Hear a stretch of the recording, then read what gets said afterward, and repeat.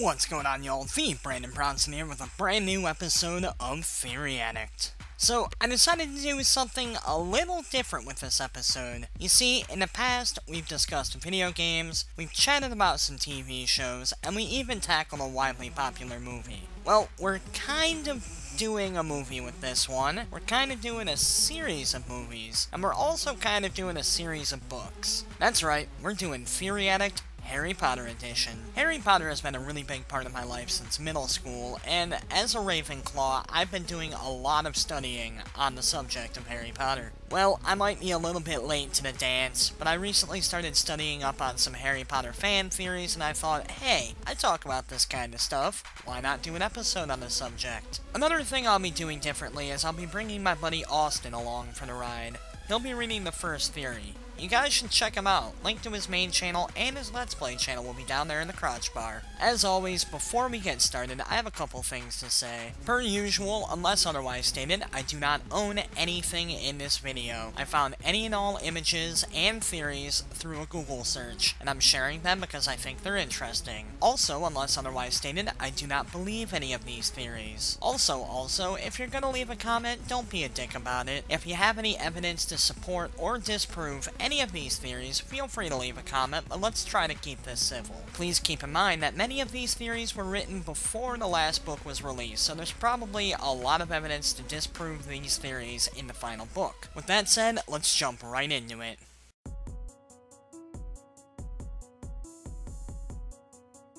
In the Harry Potter books and movies, Neville Longbottom is kind of the butt of the joke. No pun intended, I swear. He's rather derpy in all aspects of life, and has the memory of Dory from Finding Nemo. However, after doing a little bit of digging around, and especially after the 5th book, Order of the Phoenix, some theorists believe that Neville is the real Chosen One, and that Harry has been a red herring all along. The plot of the 7 books revolves around Harry fulfilling the following prophecy. The one with the power to vanquish the Dark Lord, Voldemort, approaches. Born to those who have thrice defied him, born as the 7th month dies, and the Dark Lord will mark him as his equal, but he will have a power the Dark Lord knows not. Now, the interesting thing is, all of this stuff applies to Neville as well as Harry. Not only have Neville's parents thrice beaten Voldemort, but he was born just one day before Harry, July 30th. So you might be wondering, okay, but what about the Dark Lord will mark him as his equal part? Well, Neville had a screwed up relationship with his parents, thanks to Voldemort torturing them into insanity, and it's been pretty well documented that Voldemort didn't have the best relationship with his family. So, in that sense, Voldemort did make Neville his equal. And I mean, another looming question is, well, if Neville is the Chosen One, then why did Dumbledore spend so much time preparing Harry for the role? Well, you remember how I said that Harry was a red herring? Well, I meant that in a very literal way. Theorists say that Dumbledore was training Harry to make Voldemort believe that Harry was the Chosen One, thus protecting Neville all along.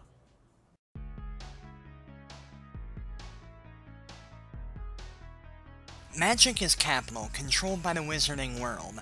The pure-blood Slytherins represent the aristocracy who believe that magic, i.e. capital, should be in the hands of a privileged elite.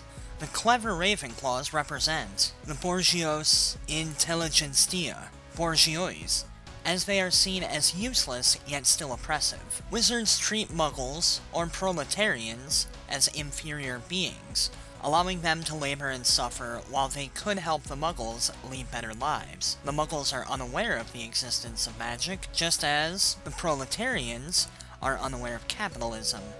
The house elves are skilled laborers lacking class consciousness, believing that the system is kind to them. Note that while some believe that it is acceptable for Muggleborns to learn magic, and others disagree, all agree that magical people are inherently better than Muggles. The wizarding folks do not learn to perform productive labor at Hogwarts, merely how to use the magic they were born with. Similarly, the bourgeois needed only learn how to manipulate money. So we come to our heroes. The Gryffindors, donned in red Quidditch robes, represent the Red Army. Dumbledore, with his long white beard, stands for Karl Marx. Hagrid is Engels, the faithful servant. Harry Potter's glasses and untidy black hair make him identical to Leon Trotsky, his lightning bolt scar being a reference to the fatal head wound inflicted on Trotsky. The two Orders of the Phoenix represent the First and Second Internationals. Voldemort is a representation for the modern consumer. His commodity fetishism is symbolized by the Horcruxes, valuable objects in which he projects part of his soul. Possessions give him identity, while destroying them shatters it, making him realize that he has not developed as a human being. Quidditch is a further allegory. The Chasers and Keepers represent the workers, who supply most of the game's work and are forced to compete with one another. The Beaters are the armies who, although they appear to be fighting one another, actually oppress the workers. The Seeker is the capitalist. He wins the gold, i.e. the golden snitch, and renders the Chasers' labor virtually useless. Snape is Lenin. He kills Dumbledore in order to fulfill Dumbledore's plans, just as Lenin modified Marx's theory to fulfill Marx's broad goals. My apologies for any and all mispronunciations. I find it necessary to remind all of you that I do not believe any of these theories before I read this one, but this has to be one of the most well thought out theories I've ever read on Theory Addict. Okay, let's jump into this one.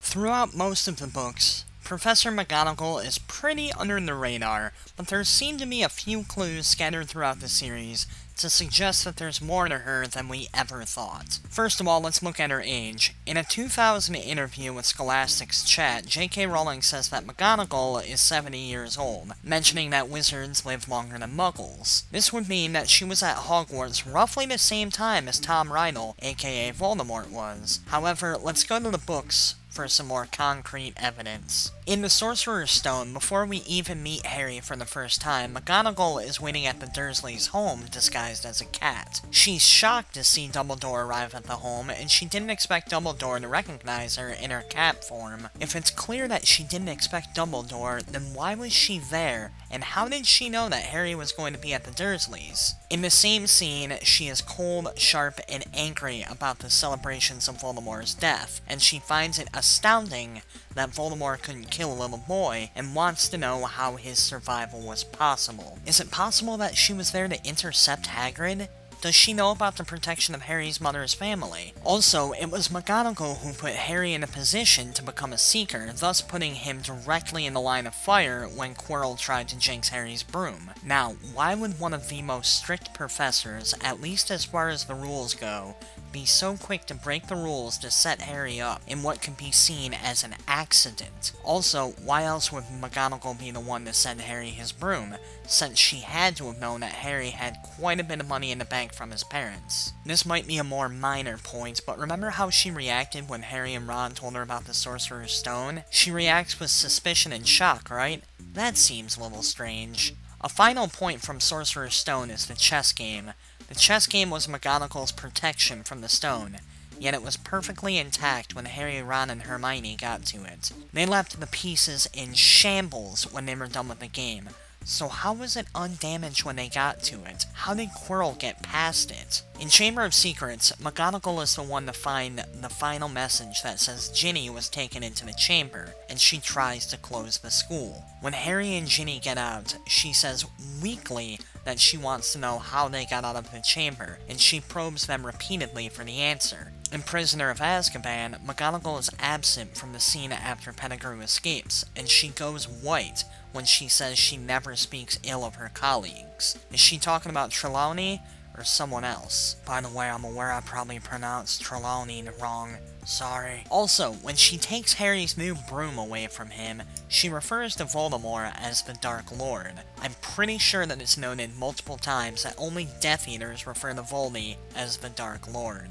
In Goblet of Fire, it is Cornelius Fudge and McGonagall who are with Barty Crouch Jr. when a Dementor administers the kiss. Dumbledore didn't want this to happen, so why wouldn't his second-in-command try to stop it? Also, recall that Voldemort says his most faithful servant was at Hogwarts. It is implied that he's talking about Crouch, and he is important to the events of the 4th book, but the story arc for him is a little too short for that to fully make sense. Also, Voldemort says that he's not sure whether or not Snape is coming back to him at this point, and Wormtail has already returned to him by this point, so is there another spy in Hogwarts? The Order of the Phoenix doesn't offer a whole lot of proof, so let's go ahead and turn to the Half-Blood Prince. When Katie Bell is cursed, McGonagall digs for information, and immediately dismisses Harry's theory about Malfoy. As we all know from later on in the book, spoiler alert, Malfoy is, in fact, the one who accidentally cursed Katie, so did McGonagall throw them off track intentionally? On the night of Slug's Christmas party, Snape tells Malfoy that he has other people better than Crabbe and Goyle on his side. It's obvious that Snape's talking about himself here, but could he be referencing someone else as well? When Snape kills Dumbledore, Harry is the one to break the news to McGonagall. McGonagall's response is, and I quote, "Snape, we all wondered, but he trusted. Always. Snape." In this scenario, it's believed that he is Dumbledore, but with all the evidence I've presented you, he could just as easily be Voldemort. McGonagall later admits that she sent Flitwick to go get Snape, but she cannot recall the details on how Snape joined in the fight, and she seems distracted when she tells the tale. This seems like an odd time not to remember what happened, right? Also, she is curt when saying that Dumbledore would have been happier to think that there is more love in the world. Why is she curt about this?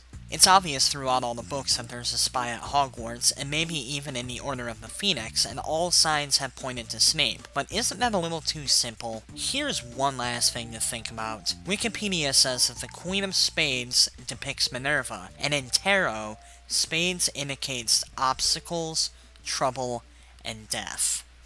Well folks, another episode of Theory Addict has come and gone. Let me remind you that none of the theories or images used are my own. I'm sharing them for fun and to share the theories with a wider audience. Once again, I want to remind you to check out my buddy Austin. He's a great guy who makes some incredible content, and there's links to his content down there in the crotch bar. If you have any suggestions for future episodes of Theory Addict, or if you have any theories you would like for me to discuss here, feel free to leave them in a comment or send them to me in a private message.